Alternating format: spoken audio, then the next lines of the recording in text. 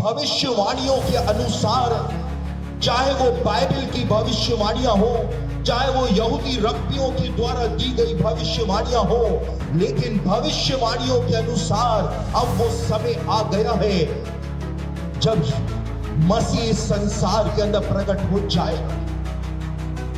आज परमेश्वर अद्भुत रूप से कलीसिया को हिला रहा है। परमेश्वर चिता रहा है, बता रहा है कि उसका पुत्र इस संसार के अंदर वापस आ रहा है।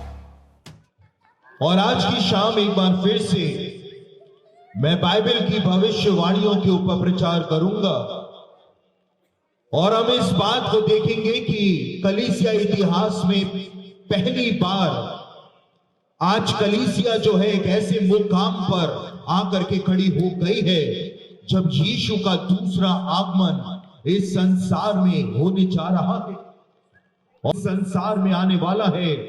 और उन सारे चिन्हों को, उन सारी बातों को आज हम देखने जा रहे हैं। और आज मैं जो वीडियो क्लिपिंग्स आपको दिखाऊंगा, उनको देखने के बाद आप आश्चर्यचकित हो जाएंगे कि जो भविष्यवक्ताओं ने कहा उसका एक एक शब्द जो है वो आज हमारे समय में पूरा होता चला जा रहा है। और एक संकेत हमको मिल रहा है कि यीशु वापस इस संसार में अब आने वाला है। तो जिन वचनों से हम अपने आज के इस अध्ययन को प्रारंभ करेंगे वो वचन पाए जाते हैं प्रेरितों के काम, उसका पहला अध्याय 8 से लेकर 11 वचन मैं आपके सामने पढ़ रहा हूं। प्रेरितों के काम उसका पहला अध्याय 8 से लेकर 11 वचन, जहां पर इस प्रकार से लिखा हुआ है, परंतु जब पवित्र आत्मा तुम पर आएगा तब तुम सामर्थ पाओगे और यरूशलेम और सारे यहूदिया और सामरिया में और पृथ्वी की छोर तक मेरे गवाह होगे। यह कहकर वह उनके देखते देखते ऊपर उठा लिया गया और बादल ने उसे उनकी आंखों से छिपा लिया। और उसके जाते समय जब वे आकाश की ओर ताक रहे थे तो देखो, 2 पुरुष श्वेत वस्त्र पहने हुए उनके पास आ खड़े हुए और कहने लगे, हे गलीली पुरुषों, तुम क्यों खड़े स्वर्ग की ओर देख रहे हो? यही यीशु जो तुम्हारे पास से स्वर्ग पर उठा लिया गया है, जिस रीति से तुमने उसे स्वर्ग को जाते देखा है, उसी रीति से वह फिर आएगा। आज शाम को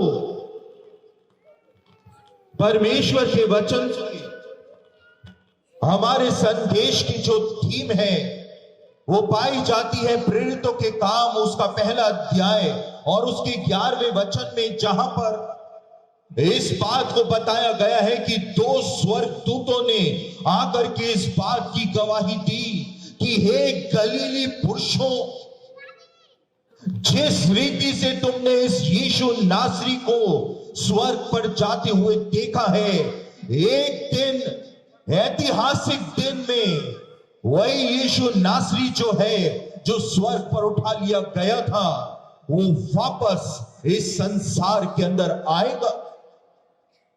इस संसार में, इस युग में बहुत सारे धार्मिक अगुवे आए, बड़े बड़े गुरु जो हैं वो इतिहास में आए। इस संसार के अंदर बड़े बड़े महात्माओं का जन्म हुआ, बड़े बड़े वीर शूरवीर इस संसार के अंदर आए, बड़े बड़े सम्राटों का इस संसार के अंदर जन्म हुआ। लेकिन कोई भी कभी भी इस बात को नहीं बोल पाया कि मैं वापस इस संसार के अंदर आऊंगा। उदाहरण के रूप में यदि हम देखें तो मूसा, जिसको भविष्यवक्ताओं की जमात का नायक कहा जाता है, यानी भविष्यवक्ताओं में ऐसा कोई भविष्यवक्ता कभी आया ही नहीं जिससे परमेश्वर ने आमने सामने बातचीत की हो। मूसा जब मोआब के पिसगा में मरा तो मरने से पहले उसने इज़राइल की मंडली से ये नहीं कहा कि मैं वापस इस संसार के अंदर आऊंगा, नहीं कहा। यूहन्ना बपतिस्मा देने वाला, जिसके लिए खुद यीशु ने कहा कि स्त्रियों में से पैदा हुए लोगों में यूहन्ना से बढ़कर कोई नहीं। यूहन्ना बपतिस्मा देने वाला जब मरा तो मरने से पहले यूहन्ना ने अपने शिष्यों से नहीं कहा कि मैं वापस इस संसार के अंदर आऊंगा। शिमोन पतरस, जिसके लिए खुद यीशु ने कहा कि मैं तुझ पर अपनी कलीसिया बनाऊंगा और जो कुछ तू पृथ्वी पर खोलेगा वो स्वर्ग में खुल जाएगा और जो कुछ तू पृथ्वी पर बांधेगा वो स्वर्ग में बंध जाएगा। शिमोन पतरस जब मरा तो मरने से पहले उसने मसीह मंडली से नहीं कहा कि मैं वापस इस संसार के अंदर आऊंगा। पिता इब्राहिम, जिसको विश्वासियों का पिता कहा जाता है, जिसके लिए खुद परमेश्वर ने कहा कि इब्राहिम मेरा मित्र है, इब्राहिम मेरा दोस्त है। इब्राहिम जब मरा तो मरने से पहले इब्राहिम ने इश्माइल को और इसहाक को अपने पास बुला करके नहीं कहा कि मैं वापस इस संसार के अंदर आऊंगा। इस संसार में बहुत से धार्मिक अगुवे आए, बड़े बड़े गुरु महात्मा आए, बड़े बड़े सम्राट आए, शूरवीर आए, लेकिन कोई भी कभी भी इस बात को नहीं बोल पाया कि मैं वापस इस संसार के अंदर आऊंगा। लेकिन आप बाइबल का इतिहास उठा करके पढ़ के देखें, एक व्यक्ति है, एक इंसान है, एक व्यक्तित्व है जिसने दावा किया कि मैं वापस इस संसार के अंदर आऊंगा, और वो यीशु मसीह है। सिर्फ यीशु ने ही इस बात का दावा किया कि मैं वापस इस संसार के अंदर आऊंगा। यीशु ने कहा, अपने शिष्यों से कहा, तुम्हारा मन व्याकुल न हो, पिता पर भरोसा करो, मुझ पर भी विश्वास करो, मैं तुम्हारे पास वापस इस संसार के अंदर आऊंगा। तो मेरे प्रियो, कल सूरज आने में देरी हो जाए, कल सूरज निकलने में विफल हो जाए, लेकिन परमेश्वर का पुत्र इस संसार के अंदर वापस आएगा। वो धार्मिकता का सूरज इस संसार के अंदर वापस आएगा और बेशक आएगा, उसमें कोई शक नहीं। लेकिन सवाल मेरा और आपका आज भी वही है कि तू कब आएगा प्रभु? अपने आने के निशान तो बताओ, कुछ तो बताओ कि हम तैयारी कर सकें, कुछ तो बता दो कि हम तैयार हो सकें। और यीशु ने लूका रचित सुसमाचार उसका 21 अध्याय और 28वें वचन में कहा कि जब ये बातें होने लगे, जब बाइबल की भविष्यवाणियां पूरी होने लगे, तो तुम समझ जाना कि मैं वापस इस संसार में आने वाला हूं। तुम समझ जाना कि वो घंटी जो है वो बज चुकी है, मैं वापस इस संसार के अंदर आ रहा हूं। और आज मेरे और आपके युग में, हमारे जमाने में बाइबल की वो बातें, बाइबल की वो भविष्यवाणियां पूरी हो रही हैं, जो इस बात के सीधे सीधे प्रमाण हमको उपलब्ध करा रही हैं कि हमारा राजा, हमारा दूल्हा वापस इस संसार में आ रहा है। मेरे प्रियो, आज इतने चिन्ह इस संसार में प्रकट हो रहे हैं जो सीधे तौर पर इस बात की गवाही दे रहे हैं, जैसा उन 2 स्वर्गदूतों ने कहा कि हे गलीली पुरुषों, जैसे तुमने इस यीशु नासरी को जाते हुए देखा है, वैसे ही ये वापस इस संसार में आएगा और आज इतने चिन्ह पूरे हो रहे हैं जो इस बात की गवाही दे रहे हैं कि हमारा राजा वापस इस संसार के अंदर आ रहा है। आज से कुछ साल पहले इजराइल के अंदर एक यहूदी रब्बी थे, महत्तम यहूदी रब्बियों में से जिनको माना जाता है। 2006 में इनकी मृत्यु हो गई। इनको रब्बी इज़्ज़ाक कदूरी के नाम से जाना जाता था और इजराइल के सबसे महत्तम रब्बियों में से एक रब्बी इज़्ज़ाक कदूरी माने जाते थे। और रब्बी कदूरी के लिए ऐसा कहा जाता है कि इनको कई सारी भाषाएं आती थी। तोरा के ये ज्ञानी थे, तालमूद के ये विद्वान थे और जो भी रोगी इनके पास प्रार्थना कराने के लिए जाता था और जब भी रब्बी कदूरी किसी भी बीमार व्यक्ति के लिए यदि प्रार्थना कर दिया करते थे तो उसकी बीमारी चाहे कैसी भी बीमारी क्यों ना हो, वो रोगी जो है वो ठीक हो जाया करता था। और रब्बी कदूरी जो थे वो इजराइल के इतने महत्तम रब्बियों में माने जाते थे कि इजराइल के प्रधानमंत्री, इजराइल के राष्ट्रपति, इजराइल के कैबिनेट मंत्री जो हैं वो भी सलाह मशवरा करने के लिए रब्बी कदूरी के पास जाया करते थे। और जब रब्बी कदूरी किसी बात में अपनी सलाह दे दिया करते थे तो इजराइल की सरकार भी उस सलाह को नकार नहीं पाती थी। इतना उनका रुतबा था, इतना उनका व्यक्तित्व था इजराइल में। और 108 साल की आयु के रब्बी कदूरी हो गए थे। और जब रब्बी कदूरी 108 साल की आयु के हो गए तो उन्होंने अपने शिष्यों को यह बात बतानी शुरू करी कि रोज रात को मेरे सपनों में मसीह ने आना शुरू कर दिया है और मेरे सपनों में मसीह आता है और आकर के वो मुझसे बातचीत करता है।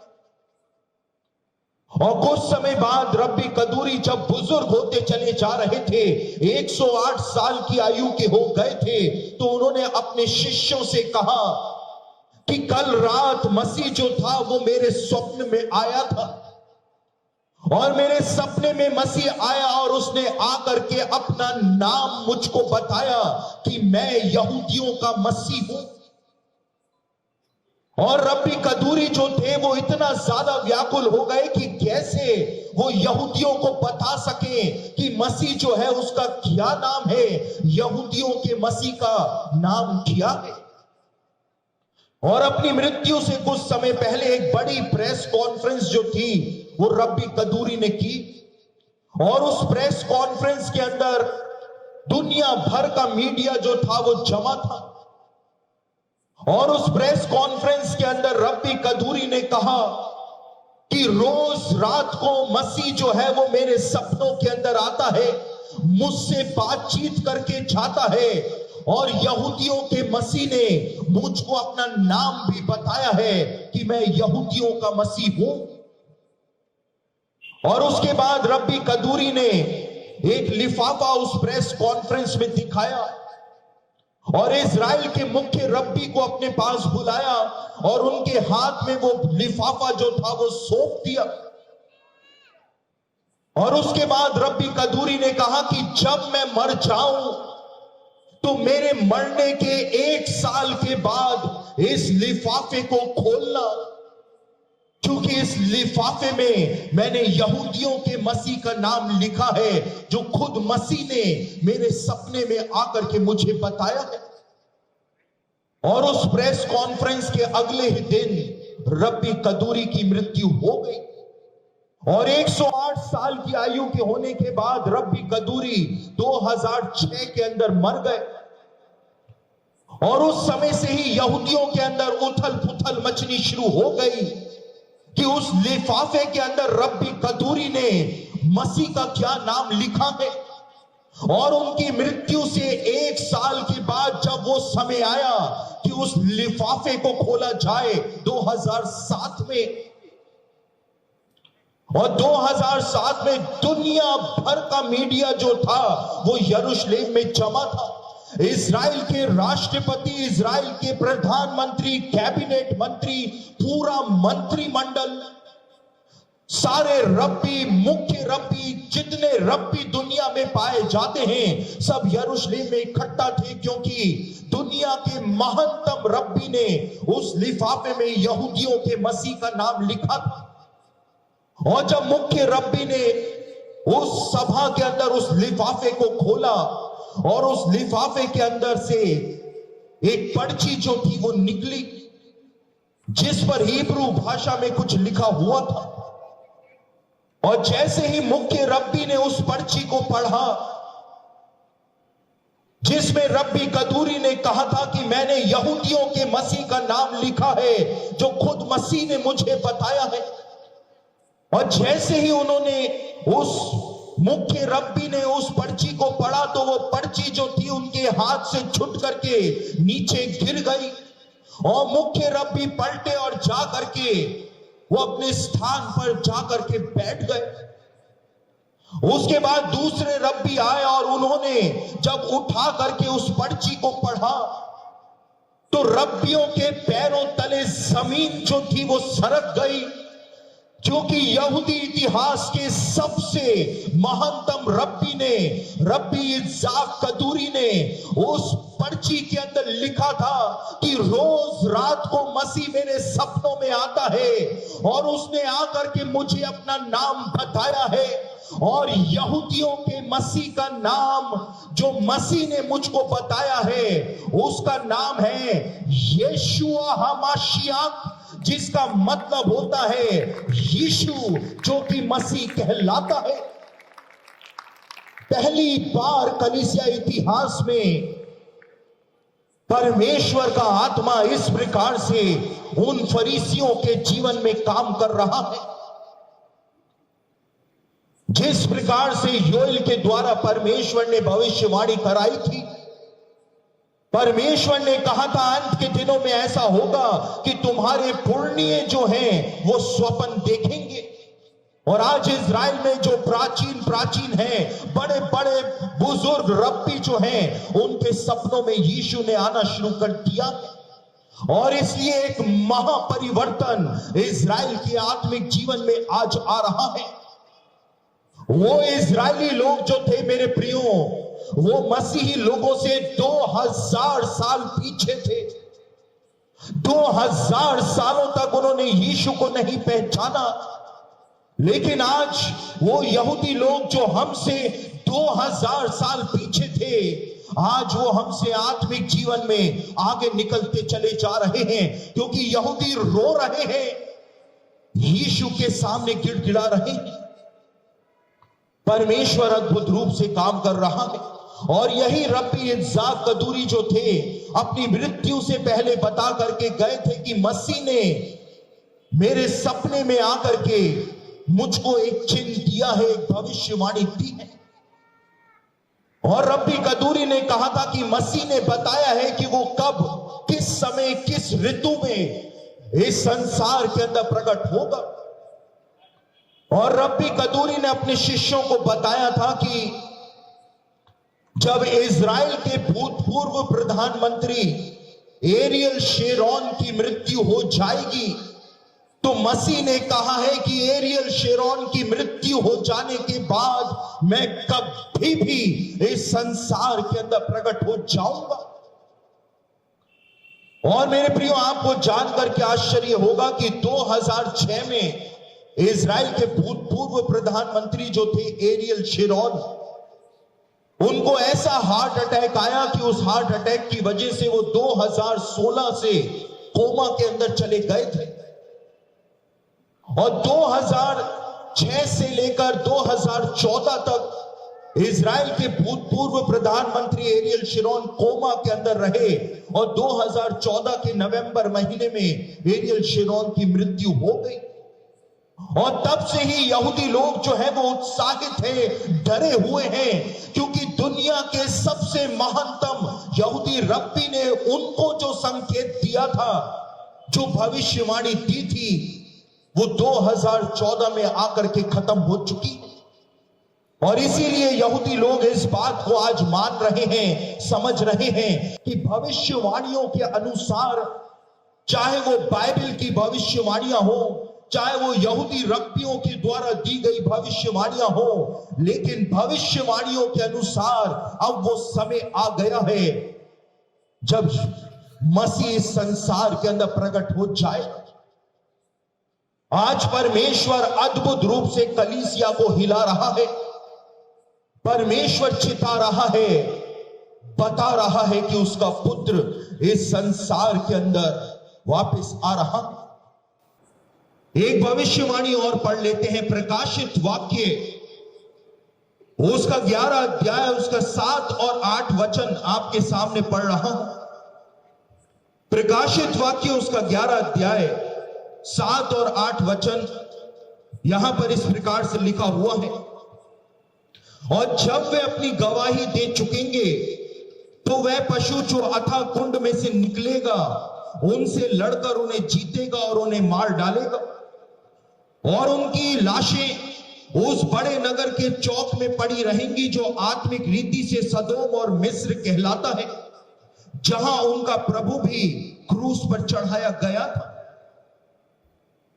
प्रकाशित वाक्य में आज से 2000 साल पहले जब अंत के दिनों की भविष्यवाणियों को यूहन्ना लिख रहा था, तो यूहन्ना ने परमेश्वर के 2 गवाहों के विषय में बताया जो अंत के दिनों में इस संसार के अंदर आएंगे। और उसके बाद यूहन्ना ने कहा कि वो शैतान का अवतार परमेश्वर के उन 2 गवाहों को जान से मार देगा, और उन 2 गवाहों की लाशें जो हैं वो उस बड़े नगर के चौक में, उस महान नगर के चौक में पड़ी रहेंगी जो आत्मिक रूप से सदोम और मिस्र कहलाता है, जहां पर उनका प्रभु भी क्रूस पर चढ़ाया गया था, जहां पर यीशु को क्रूस पर चढ़ाया गया था। यानी यहां पर यरूशलेम के विषय में यूहन्ना बता रहा था कि वो बड़ा नगर जहां पर प्रभु यीशु को क्रूस के ऊपर चढ़ाया गया था, उसके विषय में यूहन्ना ने लिखा, अंत के दिनों में यरूशलेम जो होगा वो आत्मिक रूप से सदोम और मिस्र के रूप में जाना जाएगा। अंत के दिनों के यरूशलेम की पहचान यूहन्ना ने सदोम और मिस्र से की थी। मेरे प्रियो, जो रबैनिकल लिटरेचर है, जो यहूदियों के रब्बियों की जो प्राचीन लेख है, 3500 साल पुराने जो यहूदी रब्बियों के लेख हैं, वो इस बात को बताते हैं कि सदोम नगर जो था, जिसको परमेश्वर ने नाश कर दिया था, वो इसलिए नाश कर दिया था क्योंकि सदोम नगर के अंदर पुरुषगामी लोग जो थे, मेल होमोसेक्सुअल जो थे, या पुरुष समलैंगिकवादी जो थे, वो सदोम के अंदर पाए जाते थे। सदोम के अंदर पुरुषों की समलैंगिकता फैली हुई थी, और पुरुष आपस में कुकर्म किया करते थे सदोम में। और रब्बियों के प्राचीन लेख, जो मूसा के जमाने के प्राचीन लेख हैं, वो इस बात को बताते हैं कि मिस्र जो था, वहां पर महिलाओं की समलैंगिकता फैली हुई थी, लेस्बियनिज्म वहां पर फैला हुआ था, और मिस्री लड़कियां, मिस्री महिलाएं जो थी, वो आपस में कुकर्म किया करती थी। और इसीलिए प्राचीन काल के संसार के अंदर सदोम को पुरुष समलैंगिकों की राजधानी कहा जाता था, और मिस्र को महिलाओं की समलैंगिकता की राजधानी कहा जाता था। ये रब्बियों के प्राचीन लेख बताते हैं। लेकिन यहां जब हमारे युग के बारे में यूहन्ना ने लिखा, तो यूहन्ना यरूशलेम की तुलना जो है वो सदोम और मिस्र से करता है, और यूहन्ना कहता है कि वो यरूशलेम जहां पर यीशु को क्रूस के ऊपर चढ़ाया गया था, वो तो अंत के दिनों में आत्मिक तौर पर सदोम और मिस्र के तौर पर जाना जाएगा। और जिस प्रकार से सदोम और मिस्र के अंदर समलैंगिकता फैली हुई थी, पुरुष पुरुष, महिलाएं महिलाएं आपस में कुकर्म कर रहे थे, और गे कैपिटल ऑफ द वर्ल्ड जो है, समलैंगिकों की राजधानी के तौर पर सदोम और मिस्र को जाना जाता था, उसी प्रकार का हाल जो है वो आज यरूशलेम का होता चला जा रहा है। पूरी दुनिया में जितने भी समलैंगिक लोग हैं उनका एक अंतरराष्ट्रीय संगठन है जिसको इंटरनेशनल गे एसोसिएशन के नाम से जाना जाता है। और ये इंटरनेशनल गे एसोसिएशन जो है वो इजरायली सरकार के ऊपर दबाव बना रही है कि मोरिया पर्वत जहां पे परमेश्वर का मंदिर बना हुआ था, उसके बिल्कुल पास में समलैंगिकों का अंतरराष्ट्रीय मुख्यालय बनाने की अनुमति जारी की जाए, क्योंकि उनका मानना है कि यरूशलेम पूरी दुनिया के लिए पवित्र नगर है, तो उसको समलैंगिकों का भी पवित्र नगर घोषित किया जाए।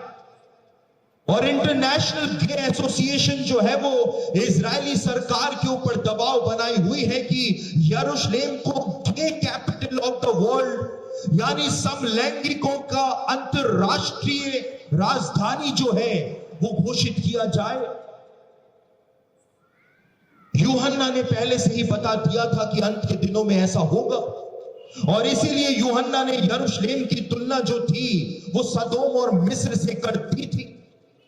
और मेरे प्रियो, ये समलैंगिक लोग जो है वो आज यरूशलेम के अंदर रैलियां निकाल रहे हैं, और यरूशलेम के अंदर रैलियां निकाल करके वो इजरायली सरकार के ऊपर दबाव बना रहे हैं। और इजराइल की सरकार जो है वो उनके दबाव के अंदर झुक भी चुकी है, और भारत की तरह ही इजराइल के अंदर भी समलैंगिकों को कानूनी मान्यता प्रदान कर दी गई। और रैलियां पूरे यरूशलेम के अंदर निकाली जाती हैं, और इन रैलियों को वो गे प्राइड परेड के नाम से संबोधित करते हैं कि समलैंगिकों की घमंड की रैली। और यरूशलेम में परमेश्वर के पवित्र नगर के अंदर ही इन समलैंगिकों का एक दफ्तर बना हुआ है जिसको जेरूसलेम ओपन हाउस के नाम से जाना जाता है। पूरी दुनिया के समलैंगिक जो है और संयुक्त राष्ट्र संघ जो है वो इजरायली सरकार के ऊपर दबाव बना रहा है कि यरूशलेम को समलैंगिकों की अंतरराष्ट्रीय राजधानी जो है वो घोषित किया जाए। और क्योंकि इजरायली सरकार उनके दबाव के सामने झुकती चली जा रही है, इसलिए इजराइल के जो मुख्य रब्बी हैं, रब्बी शल्मो अमार, उन्होंने हाल ही में इजराइल के जो सबसे बड़ा अखबार इजराइल के अंदर निकलता है उसके अंदर समलैंगिकता जो इजराइल में फैल रही है उसको घृणित वस्तु के तौर पर संबोधित किया। और मुख्य रब्बी ने कहा कि ये समलैंगिकता जो है वो घृणित वस्तु है जिसके बारे में बाइबल के अंदर बताया गया है। और बाइबल के अंदर दानियल भविष्यवक्ता ने इस बात को कहा था कि अंत के दिनों में यरूशलेम के अंदर उजाड़ने वाली घृणित वस्तु स्थापित की जाएगी। और यीशु ने भी अपनी भविष्यवाणियों में कहा था कि जैसा दानियल ने भविष्यवाणी करी थी, अंत के दिनों में उजाड़ने वाली घृणित वस्तु यरूशलेम में खड़ी की जाएगी। और मेरे प्रियो, बाइबल के अंदर इस बात को बताया गया है, अक्सर इस बात को माना जाता रहा कि ये उजाड़ने वाली घृणित वस्तु जो है वो शैतान की कोई प्रतिमा होगी जिसको यरूशलेम के अंदर स्थापित किया जाएगा। लेकिन यदि आप दानियल उसका 8 अध्याय और उसका 13वां वचन पढ़े तो वहां पर दानियल ने इस उजाड़ने वाली घृणित वस्तु के लिए कहा है कि वो तो एक उजाड़ने वाला अपराध है, और यरूशलेम के अंदर उजाड़ने वाला अपराध जो है उसको स्थापित किया जाएगा। और आपको जानकर के आश्चर्य होगा कि ये समलैंगिकता जो है इसने सदोम और अमोरा, अदमा और सबोईम को उजाड़ करा दिया था। परमेश्वर का प्रकोप ये समलैंगिकता सदोम और अमोरा पर लेकर के आ गई थी, और आज की तारीख में भी सदोम और अमोरा, अदमा और सबोईम जो हैं वो उजाड़ पड़े हुए हैं। और इसलिए परमेश्वर ने मिस्रियों को भी मारा था, उनको दंड दिया था। ये समलैंगिकता परमेश्वर का दंड लोगों के जीवन के ऊपर लेकर के आ जाती है, लोगों के जीवनों को उजाड़ करा देती है। और वैज्ञानिक जो मेडिकल साइंटिस्ट हैं वो इस बात को बताते हैं कि जब कोई समलैंगिकता के अंदर होता है, चाहे पुरुष हो चाहे महिलाएं हो, लेकिन जब कोई व्यक्ति समलैंगिकता के अंदर लिप्त होता है तो उसके शरीर के अंदर जो बच्चों को जन्म देने की जो क्षमता होती है वो धीमे धीमे करके समाप्त हो जाती है और वो व्यक्ति जो है वो अंदर से उजाड़ हो जाता है। उजाड़ने वाला अपराध दानियेल ने कहा यरूशलेम के अंदर स्थापित किया जाएगा। और यदि लेव्य व्यवस्था की पुस्तक को आप पढ़ें तो लेव्य व्यवस्था की पुस्तक उसका 18 अध्याय और उसके 22वें वचन में, और लेव्य व्यवस्था उसका 20 अध्याय उसके 13वें वचन में, 18, 22 और 20, 13 के अंदर लेव्य व्यवस्था में परमेश्वर ने कहा था कि तुम समलैंगिकता के अंदर लिप्त मत हो जाना, क्योंकि परमेश्वर ने कहा कि ये समलैंगिकता जो है वो मेरी दृष्टि में घृणित काम है। तुम ऐसा कोई भी घृणित काम करके अशुद्ध मत हो जाना, परमेश्वर ने कहा था। और जब दानियेल ने इस बात को बोला कि उजाड़ने वाली घृणित वस्तु यरूशलेम के अंदर स्थापित की जाएगी, तो यहूदी लोग जो थे उनके सामने तस्वीर साफ थी कि यरूशलेम के अंदर क्या चीज अंत के दिनों में आएगी। यहूदियों को पता था कि एक उजाड़ने वाला अपराध जो है परमेश्वर की दृष्टि में जो सबसे बड़ा अपराध माना गया है, बाइबल में बताया गया है कि एक ही ऐसा पाप है जिसको परमेश्वर किसी भी कीमत पर बर्दाश्त ही नहीं करता है, और वो समलैंगिकता है।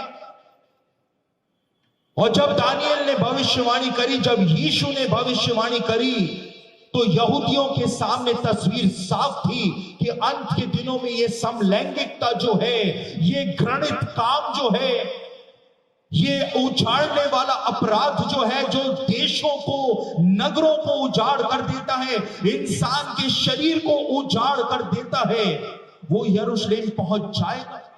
और मेरे प्रियो, यूहन्ना ने 2000 साल पहले इस बात को बताया कि अंत के दिनों का यरूशलेम जो है वो आत्मिक तौर से सदोम और मिस्र के रूप में जाना जाएगा। और आज हमारे समय में बिल्कुल वैसा ही हो रहा है। यरूशलेम को गे कैपिटल ऑफ द वर्ल्ड बनाने की तैयारियां जो है वो शुरू हो चुकी है। परमेश्वर जिस पाप से सबसे ज्यादा घृणा करता है, परमेश्वर के पवित्र नगर को उसी के नाम से संबोधित करने के लिए आज तैयारियां इंसान ने शुरू कर दी। लेकिन एक भविष्यवाणी को और देख लेते हैं, हम जल्दी जल्दी आगे बढ़ेंगे क्योंकि हमको 2-1 भविष्यवाणियां और देखनी है। व्यवस्था विवरण उसका 33 अध्याय और उसका 18 और 19 वचन आपके सामने पढ़ रहा हूं। व्यवस्था विवरण उसका 33 अध्याय, जहां पर अपनी मृत्यु से पहले मूसा ने अंत के दिनों में क्या होगा इसकी भविष्यवाणियां आशीर्वाद के वचनों के रूप में प्रदान करी थी। और व्यवस्था विवरण उसका 33 अध्याय 18 और 19 वचन में जब मूसा इस्राएल के गोत्र जबूलून के विषय में भविष्यवाणी करता है, तो 18 और 19 वचन के अंदर मूसा कहता है, फिर जबूलून के विषय में उसने कहा, हे जबूलून, तू बाहर निकलते समय, और हे इस्साकार, तू अपने डेरों में आनंद करे। वे देश देश के लोगों को पहाड़ पर बुलाएंगे, वे वहां धर्म यज्ञ करेंगे, क्योंकि वे समुद्र का धन और बालू में छिपे हुए अनमोल पदार्थ से लाभ उठाएंगे। मूसा ने भविष्यवाणी करी, अंत के दिनों के विषय में भविष्यवाणी करी, और मूसा ने कहा कि हे जबूलून, तू बाहर निकलते समय, और हे इस्साकार, तू अपने डेरों में आनंद करे।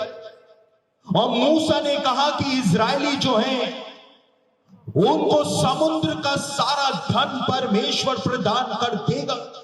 समुद्र के अंदर जो धन पाया जाता है, वो सारा खजाना जो समुद्र के अंदर पाया जाता है, मूसा ने कहा वो परमेश्वर इजरायलियों को प्रदान कर देगा। और मेरे प्रियो, आपको जानकर के आश्चर्य होगा कि मूसा ने इस बात को कहा था, क्लियर कट मूसा ने कहा था कि परमेश्वर इजराइल को समुद्र का धन प्रदान करेगा।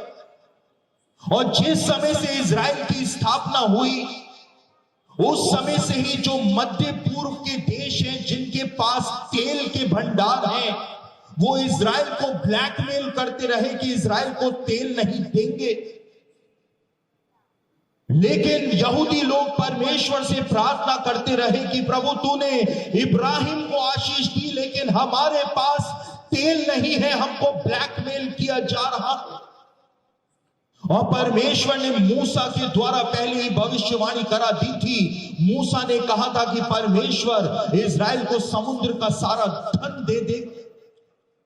और इजराइल की समुद्री सीमा जो है भूमध्य सागर की, आपको जानकर के आश्चर्य होगा कि इजराइल की समुद्री सीमा पर, समुद्र के अंदर इतने तेल के भंडार आज इजराइल के अंदर मिले हैं। समुद्र में जितने तेल के भंडार तो मध्य पूर्व के किसी भी देश के पास मौजूद ही नहीं। मूसा ने कहा था परमेश्वर समुद्र का धन जो है, समुद्र का सबसे बड़ा धन जो है, तेल जो है, ब्लैक गोल्ड जो है, वो इजराइल को प्रदान कर देगा। और इतने व्यापक, इतने विशाल तेल के भंडार इजराइल के अंदर, समुद्री सीमा के अंदर मिले हैं कि उनका नाम इजराइल ने लिव्याथन रखा है। यानी जिस प्रकार से समुद्री जीव होता है, लिव्याथन जो बहुत ही बड़ा होता है, उसी प्रकार से बड़े विशाल काय तेल के भंडार समुद्र के अंदर इजरायली सीमा में मिले हैं। मूसा ने 3500 साल पहले बोल दिया था। लेकिन यहां पर एक और बात मूसा ने कही थी, और मूसा ने जबूलून के विषय में ये बात जो थी वो बोली थी। और मूसा ने कहा था कि उनको बालू में छिपे हुए अनमोल पदार्थ भी मिल जाएंगे, परमेश्वर ऐसा कर देगा। आप यहां पर इस नक्शे में देख सकते हैं कि जबूलून का गोत्र जो था वो प्राचीन इजराइल में उस जगह पर रहा करता था। इस जगह के ऊपर जबूलून का गोत्र प्राचीन इजराइल में रहा करता था। और इसी क्षेत्र के अंदर कारमेल पर्वत की पर्वत श्रृंखला जो है वो पाई जाती है इजराइल में आज भी। और मूसा ने जबूलून के विषय में कहा था कि वो तो पहाड़ों के ऊपर यज्ञ करेंगे, और परमेश्वर समुद्र का सारा धन और बालू में छिपे हुए अनमोल पदार्थ जो है, ऐसे अनमोल पदार्थ जिनके लिए लोग लालच करते हैं, वो ऐसे ही इजराइल को दे देगा, मूसा ने कहा था। और जिस जगह के ऊपर प्राचीन काल में जबूलून का गोत्र रहा करता था, उसी जगह पर आज कारमेल पर्वत की पर्वत श्रृंखला जो है वो पाई जाती है। और आपको जान करके आश्चर्य होगा कि जैसा मूसा ने कहा था कि वो तो पहाड़ों के ऊपर यज्ञ करेंगे और वो तो अनमोल अनमोल पदार्थों से तृप्त हो जाएंगे। आज जब इजराइल ने कारमेल पर्वत की पर्वत श्रृंखला की जब माइनिंग करनी शुरू करी है, तो इन कारमेल पर्वत के अंदर से हीरे, रतन, रूबी, सैफायर जो है वो बहुत ताकत से वहां पर निकलने शुरू हो गए। मूसा ने 3500 साल पहले कहा था कि परमेश्वर ऐसा कर देगा। और आज उसी जगह से जहां पर जबूलून का गोत्र रहा करता था, वहां से ये हीरे और रत्न जो है वो निकल रहे। हमारा परमेश्वर कितना अद्भुत है। 3500 साल पहले ही हमारे युग की बातें जो हैं परमेश्वर ने लिखवा दी थी। लेकिन इजराइल के एक बहुत महानतम रब्बी हुए, 90 के दशक में इनकी मृत्यु हो गई थी। इनका नाम था रब्बी मेनाहेम मेंडेल स्नीयरसन। और रब्बी मेनाहेम मेंडेल स्नीयरसन जो थे वो अपने जमाने के सबसे महान यहूदी रब्बियों में गिने जाते थे। और रब्बी मेनाहेम मेंडेल स्नीयरसन ने अपनी मृत्यु से पहले यहूदियों को कहा था कि जिस दिन मूसा की यह भविष्यवाणी कारमेल पर्वत के ऊपर पूरी हो जाए, जिस दिन मूसा की ये भविष्यवाणी के अनुसार कारमेल पर्वत के अंदर से हीरे और अनमोल पदार्थ निकलना शुरू हो जाए, तो तुम समझ जाना कि मसीह के आगमन का समय जो है वो बिल्कुल निकट अब आ पहुंचा है। और आज जब हमारे समय में कारमेल पर्वत के अंदर से ये सब चीजें निकाली जा रही हैं, रब्बी मेनाकेम मेंडेलिस नियर्सन ने कहा था कि वो मसीह के आगमन का संकेत होगा, एक बहुत बड़ा संकेत होगा। और रब्बी मेनाकेम मेंडेलिस नियर्सन ने कहा था कि ये हीरे और रत्न इसलिए माउंट कारमेल के अंदर से निकलेंगे, इसलिए निकलेंगे क्योंकि राजा मसीह जब इजराइल के अंदर आएगा तो हीरे और जवाहरातों के द्वारा उसका स्वागत जो है वो इजराइल के अंदर किया जाएगा। इसलिए कारमेल पर्वत जो है वो हीरे, जवाहरात, रत्न, मोती और अलग अलग प्रकार के जो पत्थर होते हैं वो देना शुरू कर देगा। एक अद्भुत काम आज हमारे समय में देखने को मिल रहा है। लेकिन मेरे प्रियो, ये जितनी भी बातें मैंने आपको बताई, उन सबसे अधिक महत्वपूर्ण बात जो है वो अब मैं आपको बताने जा रहा हूं। इतनी बातें आपने इजराइल के विषय में जानी, आप कल से इतनी बातों को जान रहे हैं, समझ रहे हैं, लेकिन जो सबसे महत्वपूर्ण बात वो ये है कि आज इजराइल के आत्मिक जीवन में एक बहुत बड़ा परिवर्तन आ रहा है। और यहूदी लोग जो थे वो बीते 2000 सालों से उन्होंने यीशु को अपने मसीह के रूप में ग्रहण नहीं किया। वो यीशु को, जैसा मैंने पिछली बार भी आपको बताया कि यहूदी लोग और खास तौर से जो फरीसी लोग थे, ये फरीसी लोग यीशु को सुअर कह करके संबोधित करते हुए आए बीते 2000 सालों में। यीशु को वो सुअर कहा करते थे। और जब भी यहूदियों को एक दूसरे को गाली बकनी होती थी, बहुत बड़ी गाली बकनी होती थी, तो वो एक दूसरे को यीशु कहा करते थे। इतना अपमान उन्होंने यीशु का किया। लेकिन मेरे प्रियो, आज एक अद्भुत काम इजराइल के अंदर हो रहा है। और पौलुस ने इस बात की भविष्यवाणी पहले से ही कर दी थी। पौलुस ने कहा था कि ये पर्दा जो यहूदियों की आंखों के ऊपर पड़ा हुआ है, ये पर्दा जो है वो एक दिन उठ जाएगा और यहूदी लोग जो है वो यीशु को अपने मसीह के रूप में पहचान जाएंगे। और पौलुस ने कहा था कि जब अन्य जातियों का समय पूरा हो जाएगा तो वो पर्दा जो यहूदियों की आंखों के ऊपर पड़ा है वो उठना शुरू हो जाएगा। और आज वो पर्दा जो है वो उठना शुरू हो चुका है। और इतने फरीसी जिन्होंने यीशु का 2000 सालों में इतना अपमान किया, इतना अपमान उन्होंने यीशु का किया कि रोमियों की पत्री उसका 11 अध्याय और उसके 25वें वचन के अंदर पौलुस ने इस बात को कहा था कि जब तक अन्य जातियों का समय पूरा ना हो जाए तब तक इजराइल का एक भाग ऐसा ही कठोर बना रहेगा। और जिस एक भाग के बारे में पौलुस ने भविष्यवाणी करी थी, वो एक भाग जो है वो फरीसियों का भाग माना जाता रहा है कि वो एक भाग फरीसी लोग जो है सुसमाचार के लिए अपने आप को कठोर करके रखेंगे। लेकिन पौलुस ने कहा था कि वो दिन आ जाएगा कि यही फरीसी लोग जो हैं वो यीशु को अपने मसीह के रूप में पहचान जाएंगे। और वो ऐतिहासिक समय जो है वो आज हमारे समय में आ चुका है, जब यही फरीसी जाति के लोग जो हैं, फरीसी पंथ के लोग जो हैं, उन्होंने यीशु को ग्रहण करना शुरू कर दिया। और मेरे प्रियो, आप यहां पर ये तस्वीर देख रहे हैं, ये एक फरीसी है यरूशलेम के जिनका नाम है रब्बी इत्साक शपीरा। और रब्बी इत्साक शपीरा को मसीही जगत के अंदर आधुनिक युग के पौलुस के नाम से जाना जाता है। जिस प्रकार से परमेश्वर ने एक फरीसी यानी पौलुस को अपने लिए चुन लिया था, उसी प्रकार से इन अंत के दिनों में मसीही जगत में माना जाता है कि परमेश्वर ने रब्बी इस्साक शपीरा को अपने लिए चुन लिया। आधुनिक युग का पौलुस इनको बना दिया।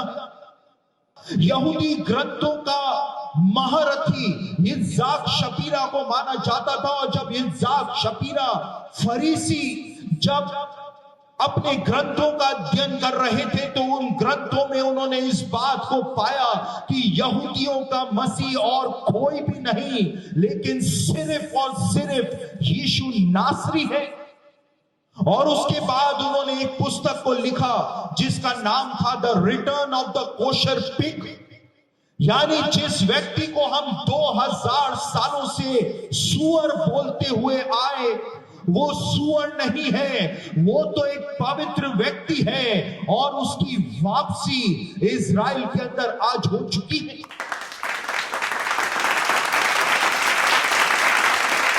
लेकिन रब्बी इस्साक शपीरा जो है, उन्होंने इस बात का ऐलान करना यरूशलेम में नहीं छोड़ा।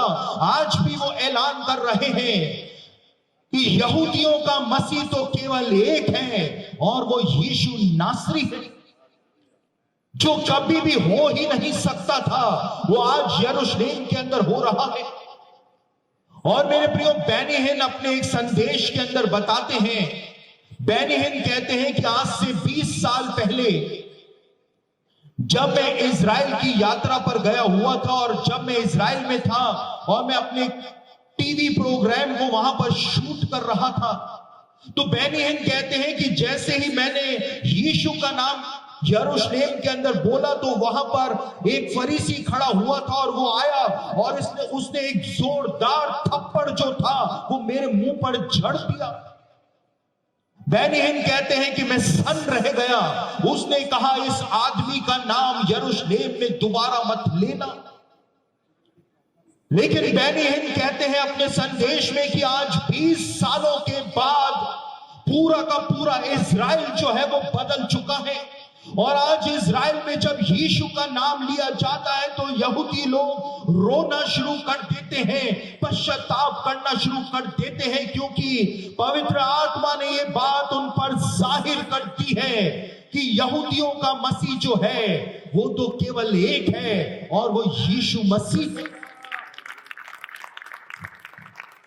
और मेरे प्रियो, यही रब्बी इस्साक शपीरा जो है, अभी कुछ समय पहले, कुछ महीनों पहले जब इज़राइल के अंदर सबत की छुट्टी थी, और सबत की छुट्टी का मतलब होता है कि हर एक चीज बंद होती है, सन्नाटा इज़राइल के अंदर पसरा रहता है।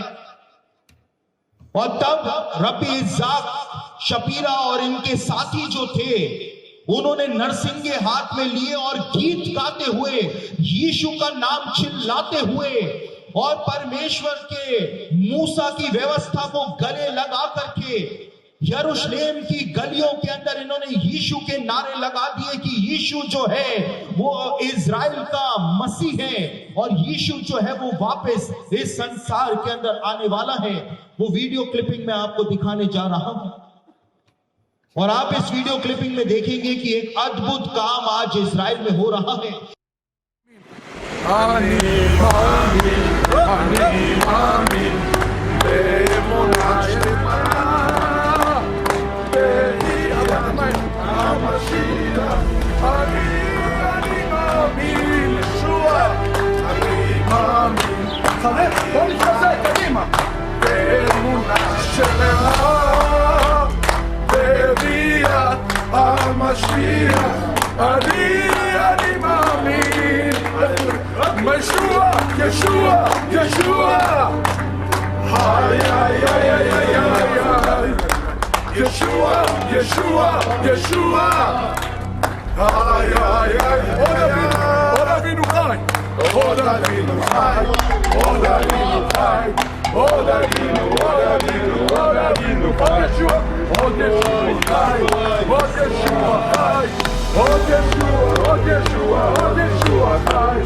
עוד ישוע עוד ישוע עוד ישוע חי עוד ישוע עוד ישוע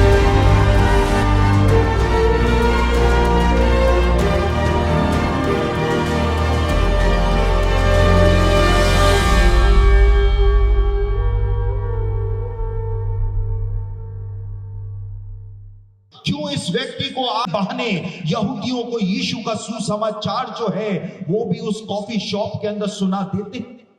और तंबुओं के पर्व के समय जब सारे इजरायली लोग छुट्टी पर थे और तेल अवीव के समुद्री किनारे के ऊपर जब सारे यहूदी लोग खेल रहे थे, आनंद मना रहे थे, तो आवी मिज़राकी जो थे इन्होंने एक एरोप्लेन जो था, एक छोटा प्लेन जो था, उसको किराए के ऊपर लिया और उस प्लेन के ऊपर उन्होंने एक बहुत बड़ा बैनर जो था वो उन्होंने लगाया, जिस पर हिब्रू भाषा में लिखा हुआ था कि मसीह इस संसार में आ चुका है और उसके बारे में ज्यादा जानकारी चाहिए तो इस नंबर के ऊपर फोन करें। और जैसे ही सारे इजरायली समुद्री किनारे पर छुट्टी के दिन खेल रहे थे और एक प्लेन वहां से जब बार बार उड़ रहा था और उस पर लिखा हुआ था कि मसीह संसार में आ चुका है और इस नंबर पर संपर्क करके पता कर लें, लाखों की संख्या में यहूदी लोगों के फोन जो थे आवी मिज़राकी के पास आने शुरू हो गए और फोन पर ही आवी ने उनको सुसमाचार सुनाना शुरू कर दिया। पहली बार यहूदियों के अंदर यीशु का सुसमाचार जो है उसको फैलाया जा रहा है।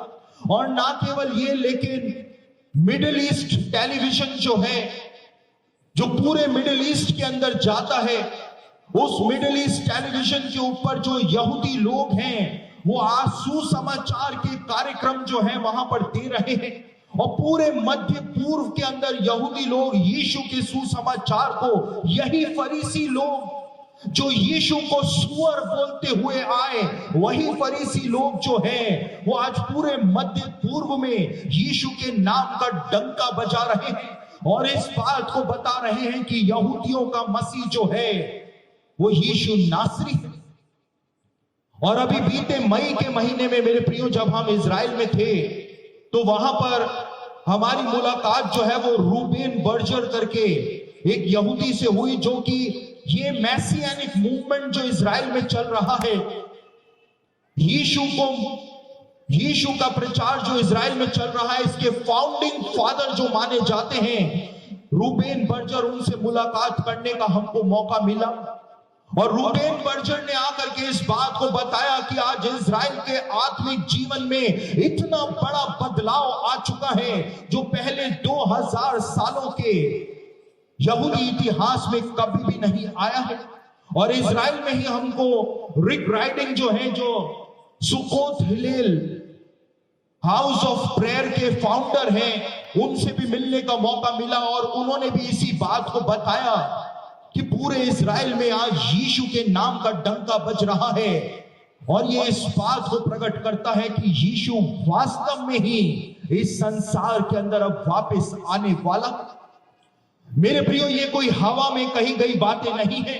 पौलुस ने इस बात को कहा था कि वो दिन आ जाएगा, याद रखना, जब यही यहूदी लोग जो हैं वो यीशु को अपने मसीह के रूप में स्वीकार करना शुरू कर देंगे। और आज हमारे समय में वो ऐतिहासिक समय जो आ चुका है, आज कलीसिया अपने स्वर्ण युग के अंदर प्रवेश कर चुकी है। उन दो स्वर्गदूतों ने यीशु के शिष्यों को कहा कि हे गलीली पुरुषों, जिस तरह से तुमने इस यीशु नासरी को जाते हुए देखा है, एक दिन ऐसा आ जाएगा कि यही यीशु नासरी जो है वो वापस इस संसार के अंदर आ जाएगा। और आज वो ऐतिहासिक समय आ गया है। मेरे प्रियो, जब हम मनुष्यों की गवाही मान लेते हैं तो यहां पर तो स्वर्गदूतों ने गवाही दी कि यीशु जो है वो वापस इस संसार में आएगा और उसके आने का समय जो है वो पूरा हो गया है। परमेश्वर इन भविष्यवाणियों को पूरा करके हमको हिला रहा है। परमेश्वर इन भविष्यवाणियों को पूरा करके हमको चिता रहा है, बता रहा है कि यीशु वापस इस संसार में अब आने वाला है। परमेश्वर चेतावनी पर चेतावनी जारी कर रहा है। क्या हम यीशु के दूसरे आगमन के लिए तैयार हैं? क्या हम तैयार हैं इन चेतावनियों को जानने के बाद? जो चेतावनियों को नजरअंदाज करता है, जो चेतावनियों को तुच्छ जानता है वो अपने आप ही नाश हो जाता है। और आज जब खुल करके भी उस स्थान पर मत चले जाना, वहां पर तो रोना और दांतों का पीसना होगा। चुनाव आपके हाथों में है, क्योंकि जीवन आपका है। आज समय आ गया है कि हम इन चेतावनियों को नजरअंदाज ना करें। आज तैयारी करने का समय आ पहुंचा है। अब अपने जीवनों को परमेश्वर के चरणों में रख देने का समय आ पहुंचा है। बहुत हमने नाटकबाजी कर ली, बहुत हमने नाटक कर लिया। कलीसिया में खड़े होकर के अन्य भाषा बोल ली और घर पे जाते के साथ ही अपनी मातृभाषा बोल ली, गालियां पकनी शुरू कर दी। ये दिखावे वाला जीवन जो है वो यीशु के सामने आकर के धूल में मिल जाएगा।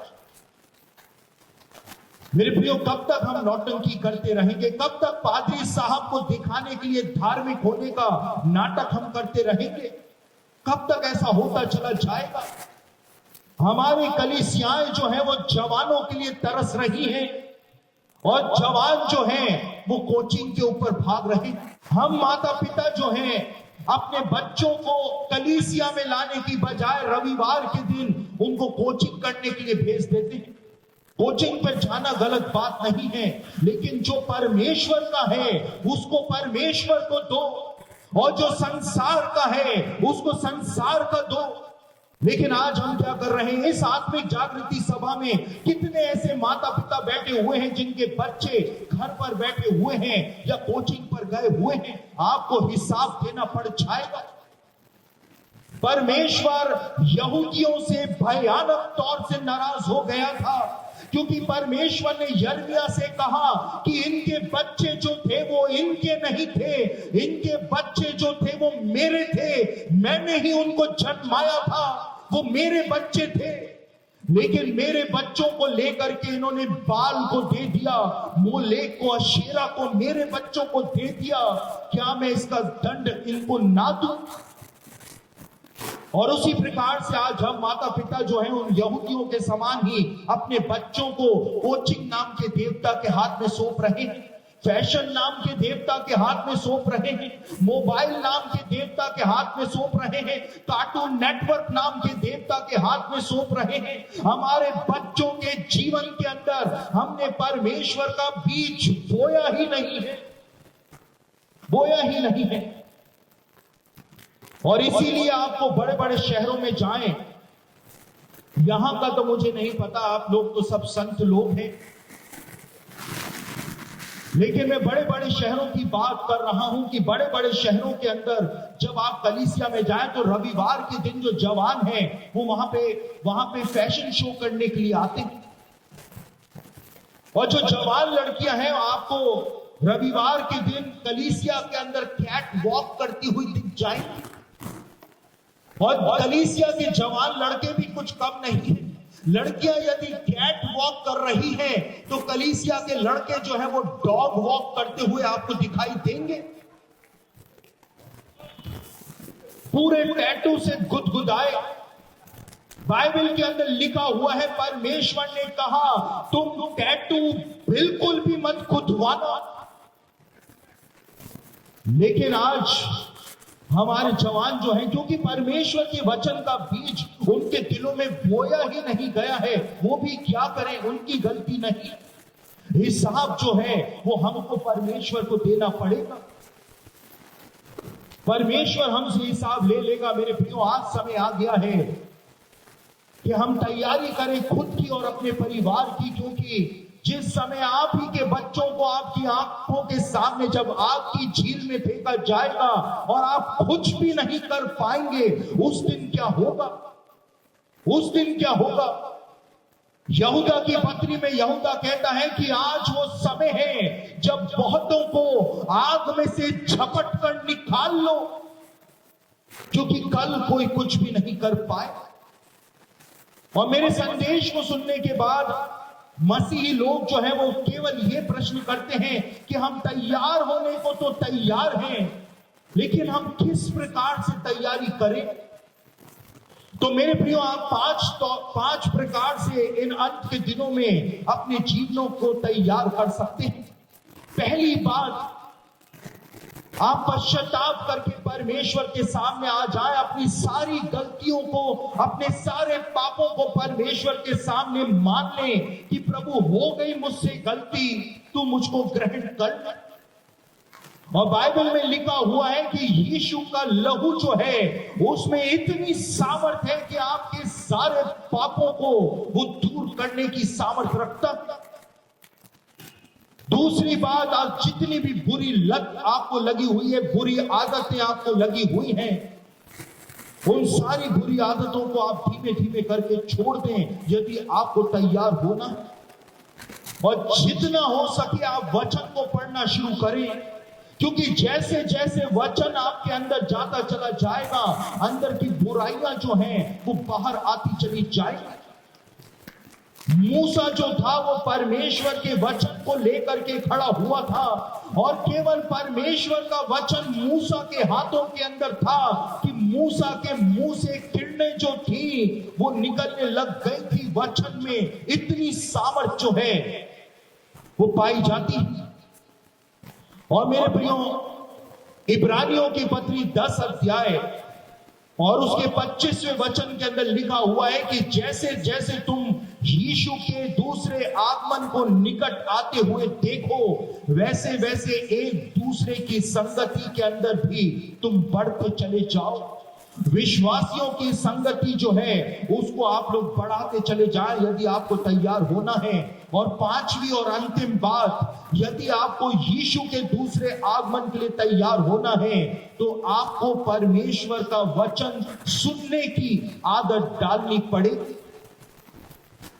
बाइबल में लिखा हुआ है, रोमियो की पत्री में पौलुस कहता है कि विश्वास सुनने से और सुनना प्रभु मसीह के वचन से होता। जब तक आप वचन नहीं सुनेंगे आपका विश्वास कैसे बढ़ने पाएगा। आप वचन को सुने।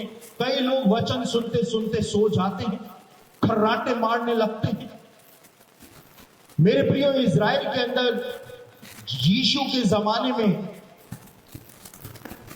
यदि कोई भी यहूदी आराधनालय में यदि परमेश्वर का वचन बोला जा रहा है, मैं आपको ऐतिहासिक सत्य बता रहा हूं, सब सुने, जो सो रहे हैं वो भी सुने। बाइबल के जमाने में यानी यीशु के काल में इज़राइल के अंदर ऐसा नियम बना हुआ था कि यदि आराधनालय में परमेश्वर का वचन दिया जा रहा है और यदि कोई भी यहूदी वचन सुनते सुनते सो गया तो यहूदी लोग जो होते थे, आराधनालय के यहूदी लोग, वो उसको उठा करके ले जाते थे और बाहर ले जा करके पटक दिया करते थे। और उसके बाद वो पत्थर उठाकर उसको पत्थरों से मार मार करके मार डाला करते थे, क्योंकि सर्वशक्तिमान परमेश्वर का वचन दिया जा रहा है। इस यहूदी को नींद कैसे आ गई? इसको तो थर थर कांपना चाहिए था, थर थराना चाहिए था।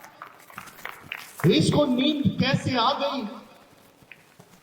मेरे प्रियो, आज हम मसीही लोगों का जीवन जो है वो दूसरों के लिए ठोकर का कारण बना हुआ। इसलिए यदि हमको तैयारी में अपना जीवन लगाना है तो हमको वचन सुनने की आदत जो है वो डालनी पड़ेगी। उन दो स्वर्गदूतों ने कहा कि जिस रीति से तुमने इस व्यक्ति को जाते हुए देखा है, एक दिन ये व्यक्ति जो है वो वापस इस संसार के अंदर आएगा और वो ऐतिहासिक समय बहुत जल्द अब आने वाला। तो मैं अपने संदेश को यहीं पर ही समाप्त कर रहा हूं। हम सब अपनी आंखें बंद करेंगे, हम सब प्रार्थना करेंगे। सर्वशक्तिमान पिता, आपके लोग जो आपके नाम के कहलाते हैं, इन्होंने दीन होकर के आपके वचन को सुन लिया है। प्रभु जी, इस वचन को इनके दिलों में काम करने दे। प्रभु, हर एक प्रकार की ढिठाई की आत्मा को मैं यीशु के नाम से रिब्यूक करता हूं प्रभु, और आपसे प्रार्थना करता हूं कि हर ढिठाई यीशु के नाम से दूर हो जाने पाए। आपका वचन प्रभु जी वो हथौड़ा है जो पत्थर को भी फोड़ करके रख देता है। प्रभु जी, इनके पत्थर जैसे दिलों को फोड़ करके रख दे प्रभु, और इनको मांस का दिल दे ताकि ये पश्चाताप कर सके, अपना जीवन आपके चरणों में ला सके। मैं आपके लोगों को प्रभु आपके हाथों में सौंप देता हूं। इस वचन को इनके जीवनों में कार्यकारी कर दे प्रभु। इनका पूरा जीवन बदल जाने पाए, इनके परिवार बदल जाने पाए प्रभु, और ये कह सके कि हां, हम यीशु के दूसरे आगमन के लिए तैयार हैं। प्रभु अपनी महिमा आप अपने लोगों के जीवन में प्रकट, यीशु मसीह के सामर्थी नाम से, आमीन।